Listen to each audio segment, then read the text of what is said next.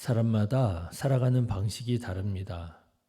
어떤 사람은 주어진 환경에 순응하며 살아가는 이삭 같은 사람이 있다면, 또 어떤 사람은요, 주어진 환경에 순응하지 않고요, 극복하며 살아가는 야곱 같은 사람도 있더라고요.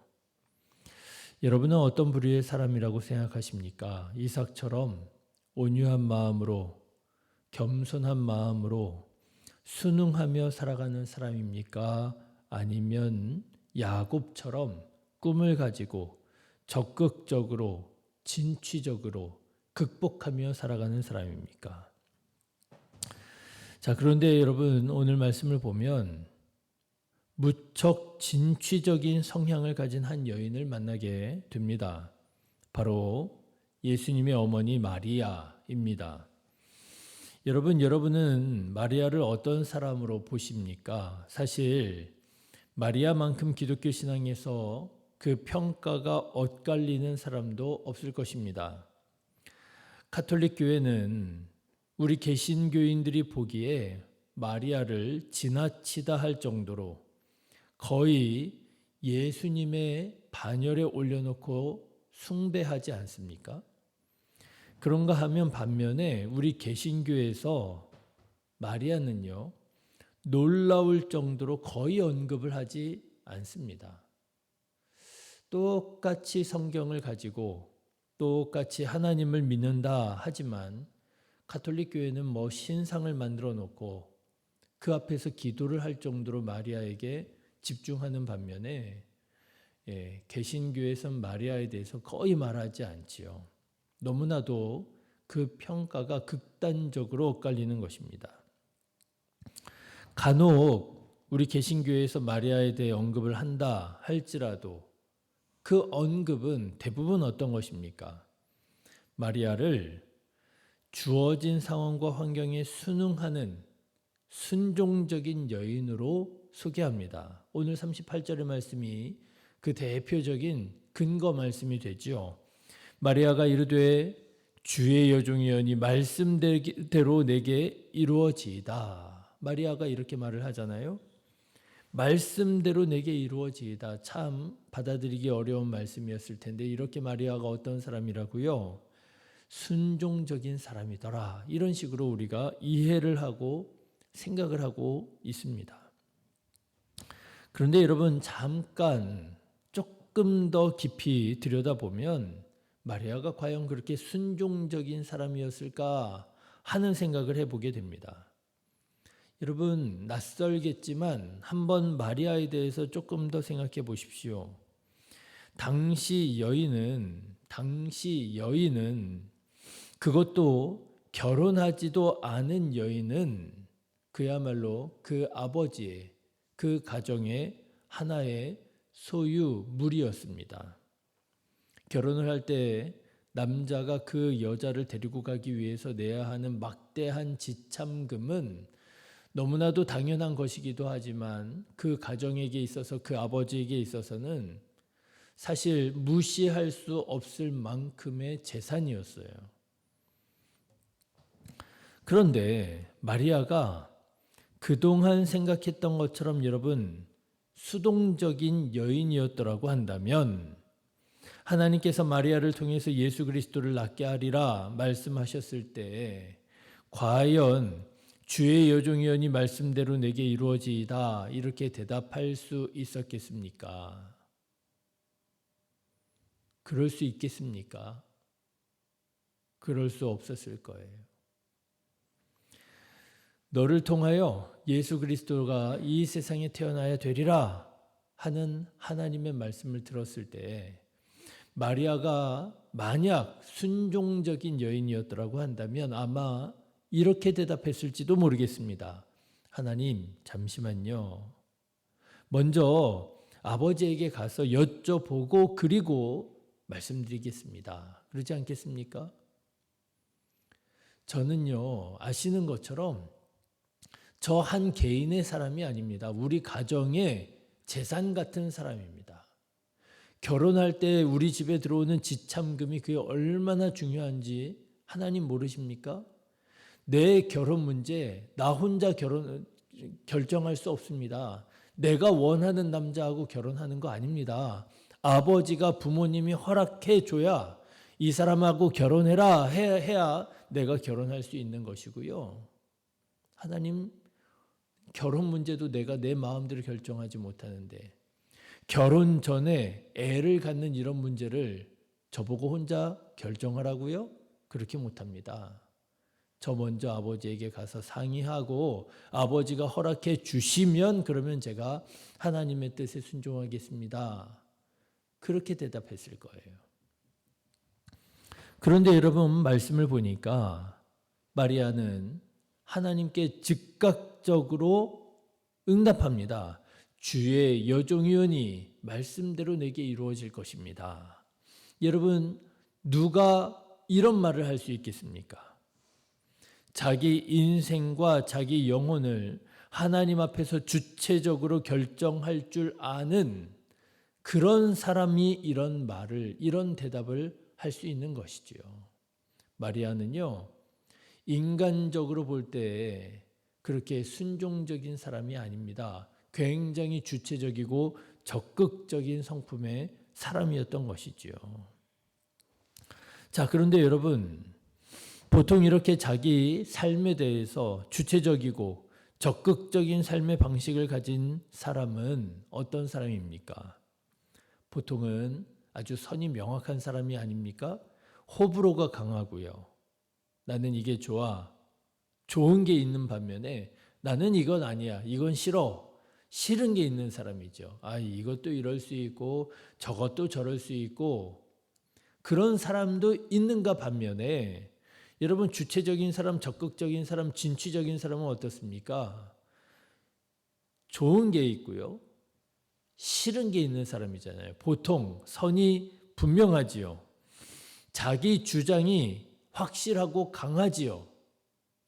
내가 원하는 일이라고 하면 어떻게 해서든지 그 일을 이루어내겠지만 내가 원하지 않는 일을 하면 내가 이해가 되지 않는 일이라고 하면 어떻게 돼요? 하지도 않을 뿐만 아니라 어쩌면 반대하는 사람이 될 수도 있습니다. 그런데 여러분 마리아를 보십시오. 마리아에게 향하신 하나님의 말씀이 뭐라고요?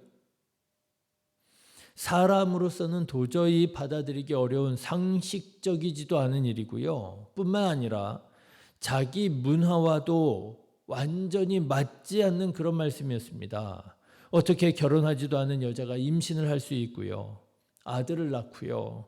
설령 임신을 하고 아들을 낳게 된다 할지라도 여러분 약혼한 여자가 임신한다는 것은 그 사회에서 무엇을 의미하는 줄 아시지요? 약혼한 여자가 임신을 했으면은요, 그것은 사랑하는 남편이 될 사람에게는 배신자가 되는 것을 의미하는 것이고요. 그뿐만 아니라 그 당시의 중동에서는요, 그 사회에서 매장을 당하고 돌 맞아 죽임을 당할 수 있다라고 하는 것을 의미하는 거였습니다. 여러분 마리아에게 향한 하나님의 말씀은 주체적으로 적극적으로 사는 마리아로서는 더더욱 받아들이기 어려운 말씀이었다라고 하는 거예요. 하나님, 그건 아니지요. 선이 명확한 마리아로서는요, 순종하기 어려운 말씀이었을 것입니다. 더군다나 여러분이 마리아가 보통 집안 여자가 아니에요. 누가복음 1장에 보면 이 마리아의 집안에 대해서 집안이 어떤 집안인지를 알 수 있는 그런 힌트가 되는 말씀이 있는데요. 이 마리아는 결론적으로 말하자면 대제사장, 첫 번째 대제사장 아론 있잖아요. 그 아론의 자손이었습니다. 마리아의 집안은요, 아론 집안 아주 뼈대 있는 명문 가문의 집안의 사람이었어요. 누가복음 1장 5절에 보면 마리아의 친족 엘리사벳이라고 하는 여자가 나옵니다. 그런데 이 엘리사벳이 어떤 사람으로 나오느냐? 1장 5절에 보십시오. 아론의 자손으로 나옵니다. 그래서 여러분 마리아는요, 아론의 후손, 아론의 자손으로 여겨져요. 뼈대 있는 제사장 가문입니다. 그런데 혼전 임신이라니요. 받아들이기 어려운 일이라는 거죠. 있을 수 없는 일이라고 하는 거죠. 이건 상식적이지 않은 일이라는 거죠. 예, 집안적으로 봐도 이게 말이 안 되는 얘기고요. 마리아 개인의 어떤 성품으로 봐도 이게 말이 안 되는 말씀이라고 하는 거예요. 그런데 그럼에도 불구하고 마리아는 자기의 상식과 맞지 않는 자기 문화와 자기의 가정의 전통과도 전혀 어울리지 않는 하나님의 말씀, 하나님의 계획, 하나님의 목적에 완전히 철저하게 순종하더라는 것입니다. 주의 여종이오니 하면서 말이지요. 그 말이 그냥 말만이 아니고요. 실제로 마리아는 주의 여종이라고 자기 자신에 대한 분명한 믿음의 정체성을 가지고 있었더라고 하는 거예요. 저는요, 이 순종이 참된 순종이라 이렇게 생각됩니다. 여러분, 진짜 순종은 무엇입니까? 진짜 순종은요, 하나님의 말씀의 내용에만 순종하는 것이 아니라 내 삶의 방식과 다른 하나님의 방식에도 순종하는 것이 참된 순종이라 그렇게 믿습니다. 여러분, 성경을 한번 보십시오. 하나님은 사람을 사용하실 때 그 사람의 성질대로 사용하십니다. 예, 성질 급한 사람은요, 성질 급한 대로 사용하시고요. 성질이 느슨하고 여유가 많은 사람은요, 여유 많은 대로 사용하십니다. 목사님들이랑 어디 이렇게 가게 되면은요, 어디 이동하면 꼭 1번으로 가 계시는 목사님이 계셔요. 보기에는 뭐 그렇게 성질이 급해 보이지 않는데요. 어디 이동하면 꼭 먼저 가 있어요. 그래서 가서 슬쩍 물어보죠. 목사님 성질이 좀 급하신 모양이세요? 이러면은요, 웃으면서 제가 보기랑은 좀 다르게 성질이 급해요. 뭐 이렇게 얘기하시더라고요. 아마 성도님들도 마찬가지일 것입니다. 사람이 다 성질이 제각각이잖아요. 그런데 하나님께서는 그 사람을 어떻게 사용하시느냐?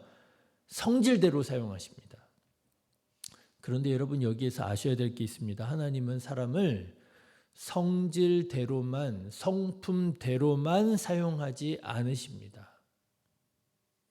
그 성질을, 그 성품을 다듬어서 사용을 하시는데요. 어떻게 다듬으시느냐? 그 사람의 성질과 반대되는 방식으로 훈련을 시키시더라고요. 여러분, 모세 얼마나 성질 급한 사람이었습니까? 얼마나 다혈질이었습니까?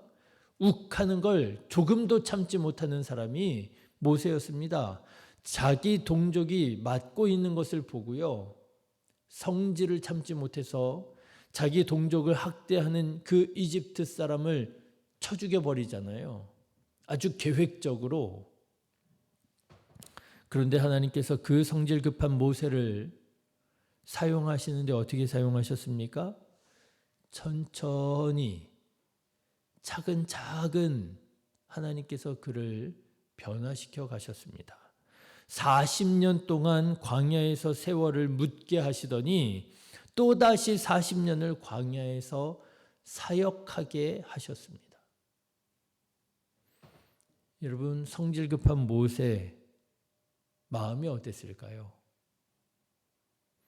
그런데 하나님께서는 그렇게 모세를 사용하시더라는 거예요. 왜요? 그 성품을, 그 성질을 다듬으시는 거예요. 예, 하나님께서는요, 적극적인 사람에게는 수동적인 방법으로 말씀하셔서요, 그 방식에 순종하게 하시고요. 수동적인 사람에게는 적극적인 방식으로 역사하셔서 그 성품을 다듬으시는 거예요. 여러분, 하나님의 말씀에도 순종해야 하겠지만, 당연히 순종하시겠지만, 하나님의 방식에까지 순종하는 자 되시기를 주님의 이름으로 축원합니다. 하나님의 방식에까지 순종하는 것이 어쩌면 더 참된 순종일 거예요. 그렇지 않습니까? 제가 신앙생활을 하면서 보니까요, 하나님의 말씀에 불순종하겠다고 하는 그리스도인들을 거의 못 봤어요. 그렇죠? 여러분들도 그러시죠? 하나님의 말씀의 내용에 불순종하겠다는 분 보셨습니까? 그런 사람은 거의 없습니다. 그런데요, 대부분 불순종하는 게 어디에서 불순종하느냐면 하나님의 방식에 불순종하더라고요. 하나님, 제가 순종하겠습니다. 그런데 지금은 아닙니다. 나중에 순종하겠습니다.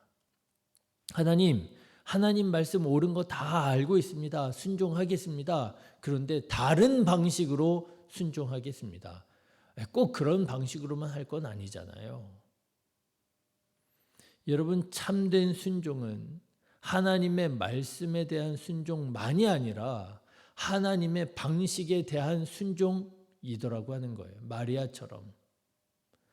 자기 방식이 아닙니다. 자기 성질이 아닙니다. 자기 가문, 자기 상식에 맞지 않습니다. 그럼에도 주의 여종이여니 주님의 말씀대로 내게 이루어질 것입니다.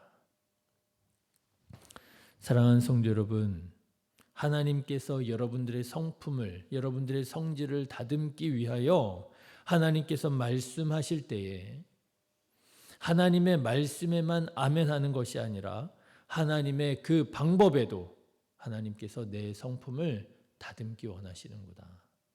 내 이 급한 성질 머리를 하나님께서 여유 있고 차분하게 다듬기 원하시는구나.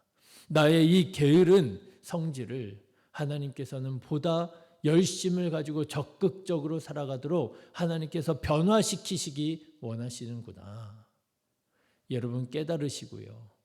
하나님의 말씀의 방법에까지 마리아처럼 아멘으로 순종할 수 있는 주의 종이오매, 주의 여종이오매 순종할 수 있는 참 순종의 사람 되시기를 주님의 이름으로 축원합니다. 기도하겠습니다.